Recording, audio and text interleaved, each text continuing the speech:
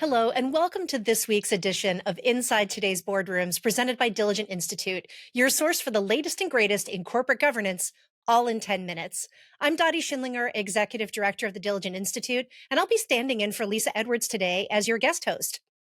Today, I'm joined by Tracey-Lee Brown, Director at PwC's Governance Insights Center. Tracey, thank you so much for joining us today. Dottie, thank you for having me. I'm excited to be here with you today. Me too, because this interview has been 2 years in the making. So we had a big announcement last week from the SEC with their final rules on climate disclosures. And, that really has been 2 years in the making. So let's get started with the highlights of what was in and what was out. Sure. So maybe before I get started, I'll just highlight that the final rules is a scaled back version of the proposal that we saw back in March of 2022. So some of the highlights, I'm going to bucket them. And the first bucket, I'll just call a general bucket.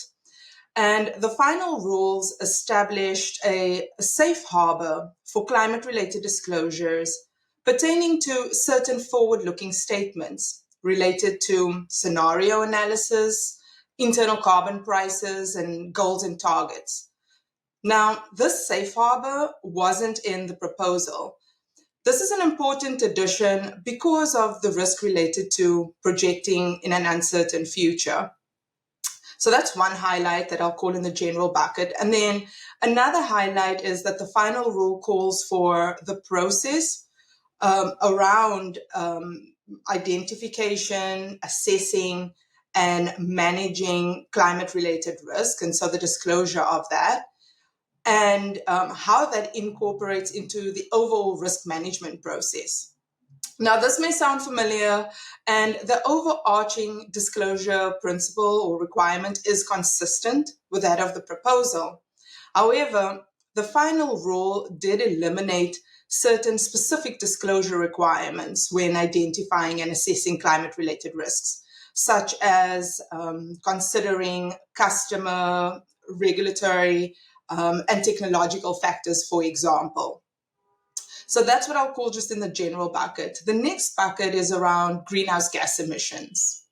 So in the final rule, large accelerated filers and accelerated filers will be required to disclose scope 1 and or, I want to emphasize the and or, scope 2 emissions if they are material. Now, how this differs from the proposal is that the proposal called for all registrants to disclose both scope 1 and scope 2. The other greenhouse gas emissions, the infamous scope 3, has been eliminated from the final rule. And from the proposal, it was required under certain circumstances. The final bucket I'll highlight here is just around financial statements. And so the final rule does call for disclosures within the footnote around the impact of severe weather events and natural conditions, subject to a 1% of stockholders' equity for the balance sheet and 1% of pre-tax income for the income statement. Now, how this differs from the proposal is that 1% is now subject to larger amounts. And then the proposal also introduced, the final rule also introduced a de minimis disclosure threshold as well. So there was 800 and almost 900 pages, Dottie, but I think those are the highlights that I tried to just condense right there. One of the things I know boards have been keenly watching and paying attention to is what would be the governance requirements around the climate disclosure. So what would be some of the things that boards and committees need to be aware of that came out in the final ruling? Were there any major changes there from the proposal? Sure. So we do have a couple of changes here. And the first is around that the final rule calls for disclosure on the board committee or committees that oversee climate-related risks. And this differs from the proposal that called for the disclosure of specific board members overseeing climate-related risk or the committee. So that specificity of the board members have been removed from the final rule. The final rule is also removed the need to disclose whether any of the board members have climate expertise. That was just another change. I know there were a lot of comments on that item as well. And then the final rule calls for disclosure of the process by which the board is informed about climate-related risks. And this varies from the proposal, which called for disclosure of the process and the frequency by which the board discusses climate-related risks. So there's that little change there as well. And then the last item that I'll just highlight here under the governance section is around targets.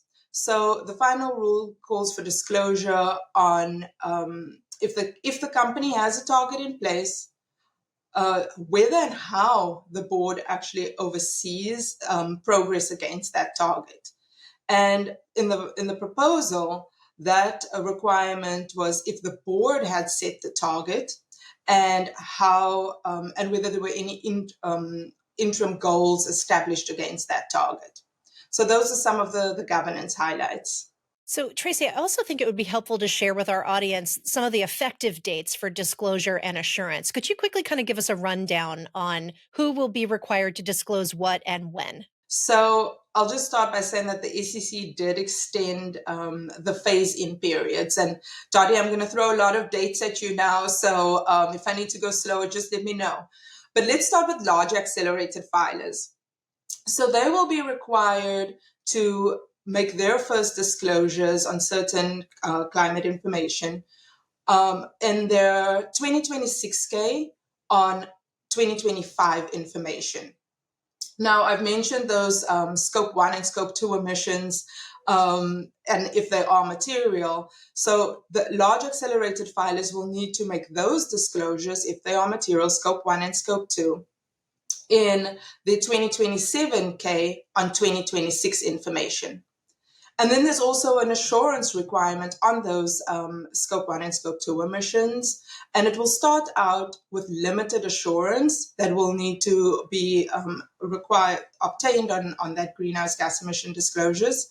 And that will be in the 2020-30K on 2029 information. Reasonable assurance will only be required 4 years later. Accelerated filers have a similar progression as the larger accelerated filers.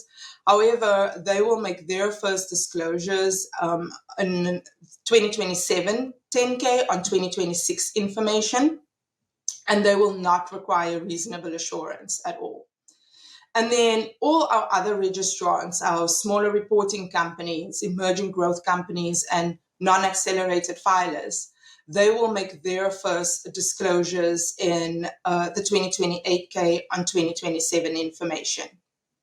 So I threw a lot of dates out there. I hope you were keeping track. Well, we'll make sure that our audience gets links to some helpful charts so that they can keep track of the dates. But I do think a lot of observers, I think a lot of observers really expect that the final rule is most likely going to end up in the courts and be challenged. So what should boards be doing right now? Are there some questions that they should be asking to get ready while things are being worked out? Yeah, and so I think legal challenges are to be expected. But I'd say that companies should continue to prepare to comply with these disclosure rules. And so when I think of that, a couple of things come to mind for the board and some questions that the board can ask. And the first is, how does management's current risk identification and evaluation process incorporate climate-related risks? And what level of detail is the board getting? Is that reporting robust enough? Is it frequent enough to allow the board to assess the impact of climate-related risks on strategy, the business strategy, and just risk management as a whole? I mentioned a lot of dates in the prior question, and so for the board, understanding from management when is the company required to comply, but then also understanding the timeline and whether management has the necessary resources and skill sets to enable compliance with the required dates. I talked about financial statements. This automatically brings the audit committee in there. So a couple of questions for the audit committee. understanding from management what are the controls, the processes, the procedures, as well as the technology in place to help produce quality disclosures. The disclosure committee, what is their role? Do they have the necessary expertise, and are they on par with these new requirements and enabling disclosure of these new requirements as well? And then the last one I'd say is just, again, I've mentioned those dates. And so for the audit committee to understand from management, when will they receive their first draft of how far in advance of the required disclosure date will they receive a first draft? And the reason I'm mentioning this is because it's going to be an iterative process with revisions. And so helping to prepare for that could go a long way. So I think those are some of the considerations. Well, Tracy, unfortunately, that's all the time we have, but I just want to thank you so much for giving us this breakdown. Yeah, thank you. I appreciate being here with you today. You can learn more about this topic as it evolves at the PwC Governance Insights Center website. And I want to say thank you very much for Tracey-Lee Brown for joining us today. Thank you so much for being here. Thank you, Dottie.